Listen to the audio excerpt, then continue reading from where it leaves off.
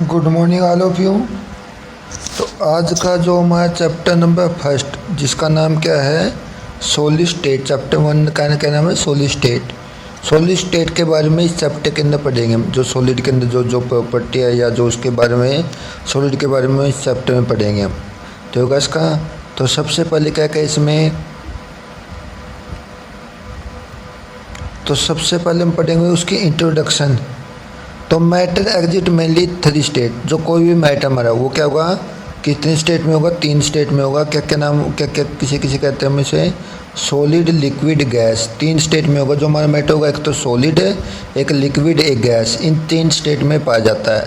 The existence of matter in man any of these three form depend upon two factor. जो तीन state है इसकी, वो किसके ऊपर, जो का थ्री, जो थ्री फॉर्म बनते हैं वो टू फैक्टर के ऊपर डिपेंड करता है। एक तो उनके बीच में intermolecular force of protection.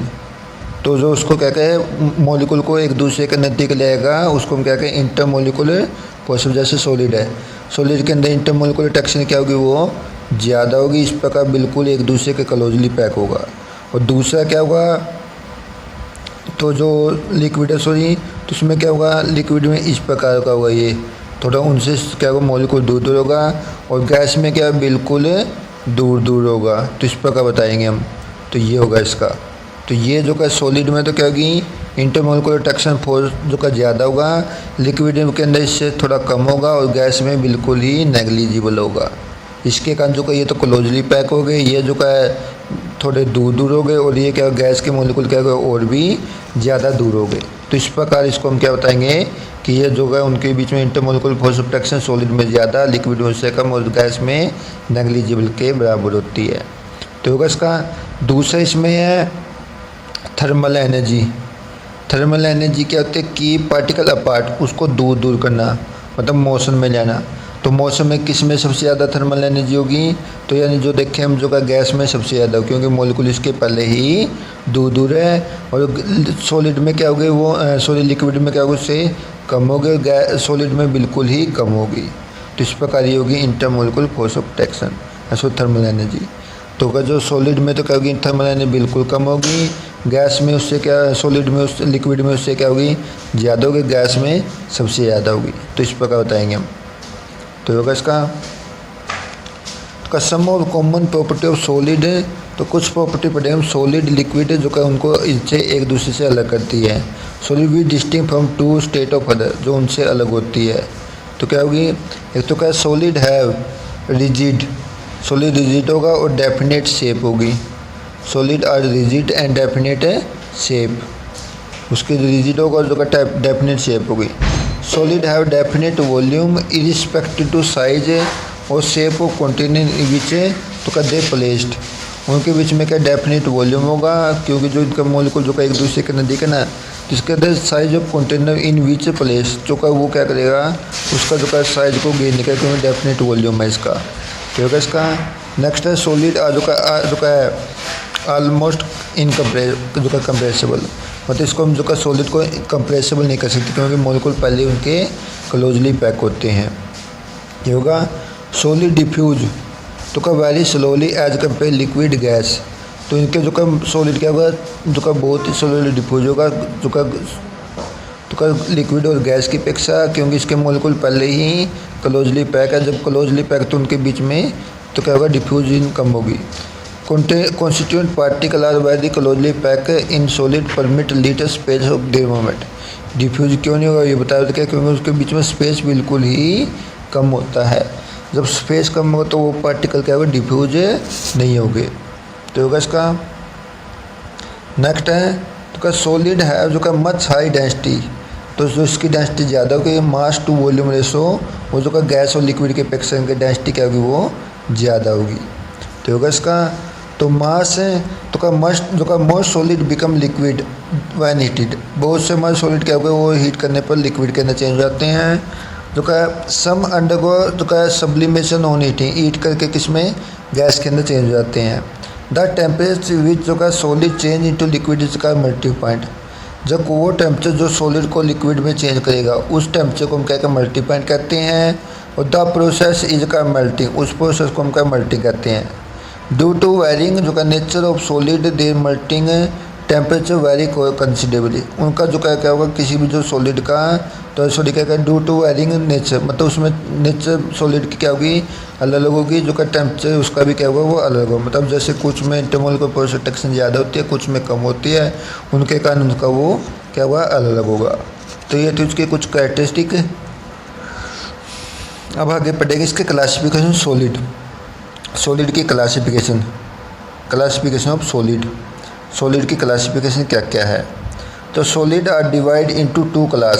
Solid को दो भागों में बांटा गया है, क्रिस्टलीन सॉलिड और अमरफस सॉलिड। तो कौन से, तो क्रिस्टलीन सॉलिड है और दूसरा कौन सा, amorphous solid. A solid is said to be crystalline.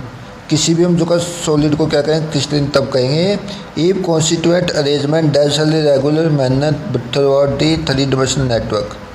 तो जो क्या होगा कोई भी जो सॉलिड है तो क्रिस्टलीन तब कहेंगे जो का ईव कॉन्स्टिट्यूएंट अरेंजमेंट, उसकी जो अरेंजमेंट होगी देमसेल्फ इन रेगुलर मैनर, एक जो का रेगुलर मैनर होगी थ्रू आउट द जो का थ्री डायमेंशनल नेटवर्क, जो थ्री डायमेंशनल नेटवर्क के अंदर होगी, मतलब थ्री डायमेंशनल के अंदर एक रेगुलर अरेंजमेंट को हम क्या कहते हैं क्रिस्टलीन जो का सॉलिड का नाम से कहते हैं।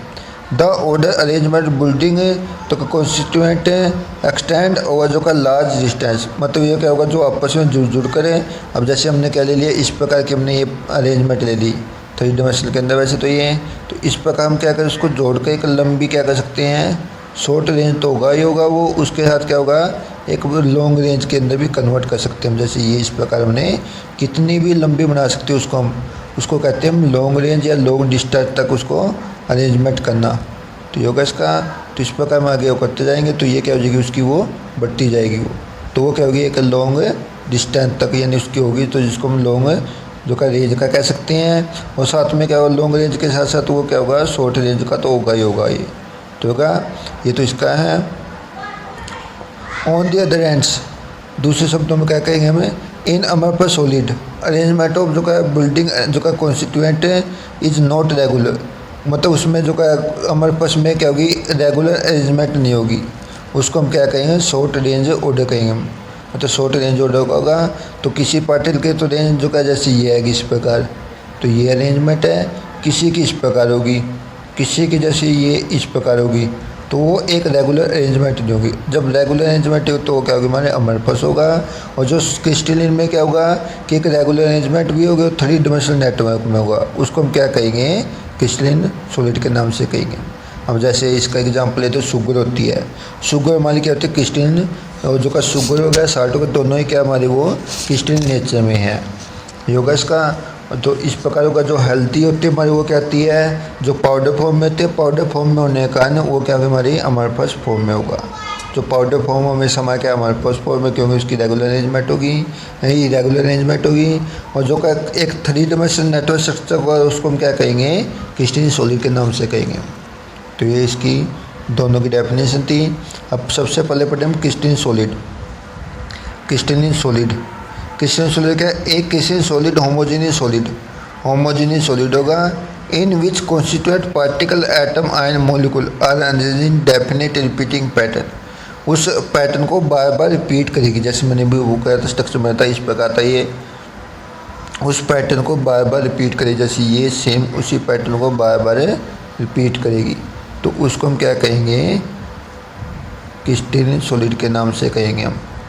इस प्रकार बार बार उसको रिपीट करना।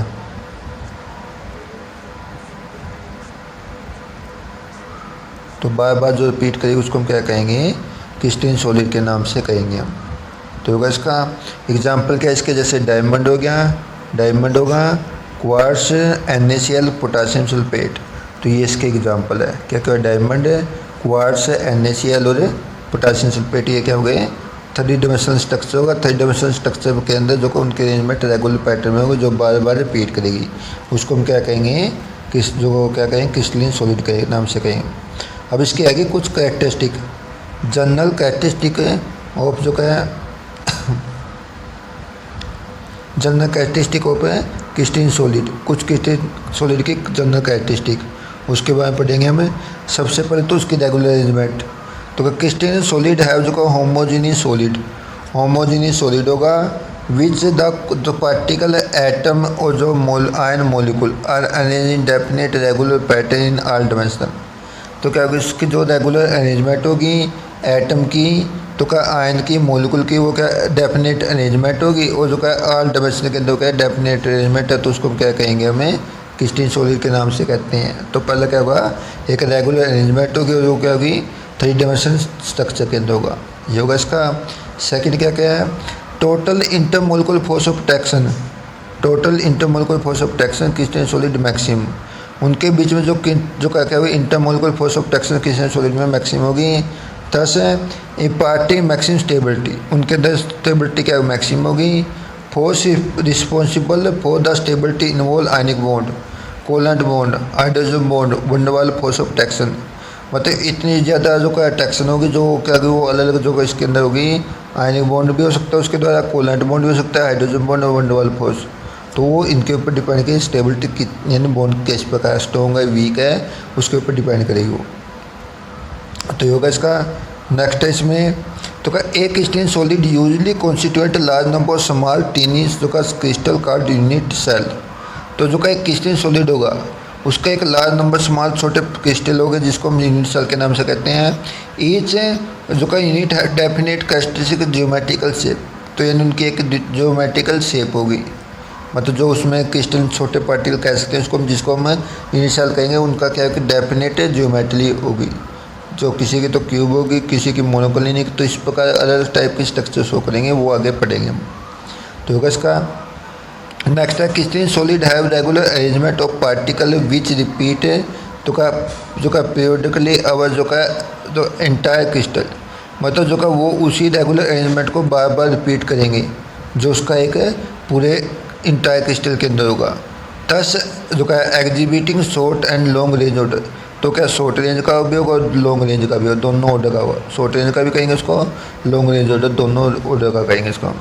तो होगा इसका।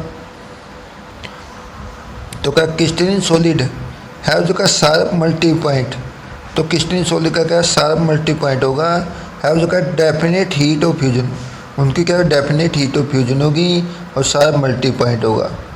तो क्या है मतलब क्या होगा इनका एक शार्प मतलब फिक्स होगा, और जो क्या होगा हीट ऑफ फ्यूजन क्या होगी इनकी वो भी फिक्स होगी, क्योंकि रेगुलर अरेंजमेंट है। रेगुलर अरेंजमेंट क्या होता है वो, तो जो का जिसके कारण उसका शार्प मल्टी पॉइंट होगा।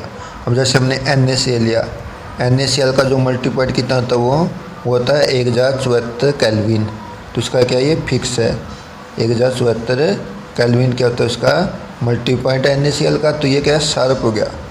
और साथ में जो का जब मल्टी पॉइंट शार्प है तो उसका हीट ऑफ फ्यूजन भी क्या होगी डेफिनेट होगी, हीट ऑफ फ्यूजन भी क्या होगी डेफिनेट होगी, और जो का शार्प मल्टी पॉइंट होगा।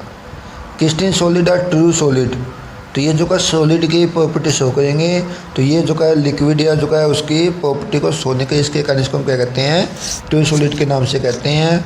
तो ये होगा इसका। और जो का आगे है जब क्या क्या किसी भी हम जो का सॉलिड को काटते हैं तो crystalline solid on cutting give a clean cleavage, जब किसी भी हम सॉलिड को काटेंगे हम तो क्या है क्लीन क्लीवेज देगा।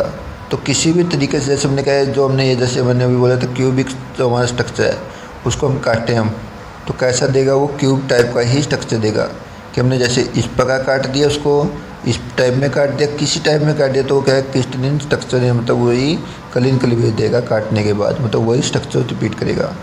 तो होगा इसका। Crystalline solid show different physical property in different direction, तो जो क्रिस्टलीन सॉलिड हो गए वो जो क्या है डिफरेंट डायरेक्शन में अलग अलग प्रॉपर्टी शो करेंगे। दिस टाइप इज कॉल्ड एनिस्टोपी, उसको हम क्या कहते हैं कि जो अलग जो का उसमें तो अलग अलग प्रॉपर्टी शो करेंगे जिसके कारण उसको हम एनिस्टोपी के नाम से कहा जाता है, कि अलग अलग जो का डायरेक्शन में अलग अलग प्रॉपर्टी शो करेंगे उसको हम क्या कहते हैं एनी आइसोटोपी के नाम से कहते हैं। द सब्सटेंस एग्जिबिटिंग जो का this type of behaviour are जो का कार्ड एनिस्टोप, तो इस प्रकार के जो सब्सटेंस इस प्रकार के बिहेवियर को उसको एनिस्टोपी के नाम से कहा जाता है। This property like electrical connectivity refractive index thermal जो का एक्सपेंशन है different value in different direction, तो अलग अलग डायरेक्शन में उनकी वैल्यू क्या होगी अलग अलग होगी। तो मतलब जो क्या होगा जो क्रिस्टलीन स्ट्रक्चर होता है उसके अंदर है तो उनकी जो का अलग डायरेक्शन में अलग प्रॉपर्टी तो उसको हम क्या कहते हैं उस प्रॉपर्टी को तो क्या यानी उस बिहेवियर को तो एनिस्टोपी कहते हैं, उस सब्सटेंस को एनिस्टोपी के नाम से कहते हैं। तो कौन को, जैसे इलेक्ट्रिकल कनेक्टिविटी हो गया, रिफ्रैक्टिव इंडेक्स हो गया, थर्मल एक्सपेंशन हो गया। तो ये कुछ प्रॉपर्टी जो अलग अलग डेक्स में अलग अलग होती है। तो ये होगा इसका। तो आगे जो का इसमें टू और more crystalline have same crystal structure as said to be isomorph. तो जो क्या होगा, दो या दो से जो का सब्सटेंस का तो क्या होगा, एक से ज़्यादा क्रिस्टल स्ट्रक्चर होता है जिसको हम कहते हैं आइसोमॉर्फस के नाम से कहते हैं। आइसोमॉर्फस सब्सटेंस कंटेन तो कॉन्स्टिट्यूएंट आइटम सेम जो का एटॉमिक रेशियो, उनका एटॉमिक रेशियो क्या होगा, सेम होगा। यानी क्या होगा, आइसोमॉर्फ जो का मॉर्फस क्या होगा, उन एटम का सेम एटॉमिक रेशियो होगा। अब जैसे इसके एग्जांपल NaF और MgO, उनमें देखोगे Na और NaF का और MgO का 1:1 है। NaNO3 CaCO3 उनका रेशियो क्या 1:1:3 है। K2SO4 जो का आगे का K2SeSO4, उनमें देखो तो K का तो का 2 हो गया, 1:4 रेशियो हो गया। Cr2O3 और Fe2O3 उनमें 2:3 हो गया। तो इस प्रकार यानी उनका जो का रेशियो, एटम का रेशियो सेम होगा, उसको हम क्या कहते हैं, आइसोमॉर्फस के नाम से कहते हैं। तो ये जो का क्रिस्टलीन सॉलिड के अंदर मिलेगी। तो होगा इसका। तो नेक्स्ट आगे इसमें है तो क्या NaCl KCl है जो का ऑल प्रॉपर्टी आइडेंटिकल, मतलब उनकी क्या होगी, सबकी जो का प्रॉपर्टी आइडेंटिकल होगी, एटॉमिक रेशियो सेम होगा, जो का मोलिकुलर फार्मूला भी सेम होगा और केमिकल प्रॉपर्टी भी सेम होगी। और जो का बट नॉट आर आइसोमॉर्फस। तो जो जैसे NaCl KCl दोनों में क्या है, आइडेंटिकल प्रॉपर्टी, मतलब सेम क्या है, इसमें एटॉमिक रेशियो भी सेम है, मोलिकुलर फार्मूला भी सेम है, केमिकल प्रॉपर्टी सेम है, बट इसको हम आइसोमॉर्फस नहीं कह सकते हम। होगा इसका। नेक्स्ट क्या है, a single substance crystalline and जो का 2 और more under different condition is called polymorphous. इसको एलोटोपिक फॉर्म में कह सकते हैं हम। तो कुछ समझ जो क्या हो गए, जो का अलग अलग कंडीशन में यानी अलग अलग प्रॉपर्टी शो करेंगे। तो एक ऐसे सब्सटेंस क्रिस्टलीन इन 2 और मोर फॉर्म, तो 2 या 2 से अधिक फॉर्म होगी अंडर डिफाइन अलग अलग कंडीशन में, जिसकी प्रॉपर्टी अलग अलग होगी, उसको पॉलीमॉर्फस या फिर एलोटोपिक फॉर्म के नाम से कह सकते हैं हम। पॉलीमॉर्फस या फिर क्या कहेंगे, उसको हमें एलोटोपिक फॉर्म के नाम से कहते हैं। अब जैसे कार्बन के 2 एलोटोप होते हैं मेन, तो ग्रेफाइट और डायमंड। ऐसे तीसरा भी होता है फ्लोरीन, जिसको हम यानी कम हो लेते हैं, वैसे ग्रेफाइट और डायमंड को सबसे ज़्यादा वो करते हैं। इसका जो अगला हमारा सल्फर के भी 2, एक तो मोनोक्लिन, एक रोम्बिक। तो ये दोनों ही कहते हैं क्रिस्टलीन फॉर्म होते हैं। ग्रेफाइट और डायमंड भी क्रिस्टलीन फॉर्म में होगा, रोम्बिक और जो का मोनोक्लिन है वो सल्फर के, ये भी हमारे क्या हो गए, क्रिस्टलीन फॉर्म में हो गए। तो ये किसको क्या कहते हैं, पॉलीमॉर्फिक या फिर एलोटोपिक फॉर्म के नाम से कह सकते हैं। इसका जो आगे कैल्शियम में जो का कार्बोनेट SiO2 है, जो का 2 एलोटोपिक फॉर्म, जो कैल्शियम कार्बोनेट SiO2 भी, ये भी क्या जो कहते हैं उसकी एलोटोपिक फॉर्म ही होती है। तो होगा इसका। तो ये तो क्या था इसके दें। अब उसके बाद आगे अमरफस। आज का इतना ही करेंगे, कल करेंगे इसको अमरफस सॉलिड को। Thank you.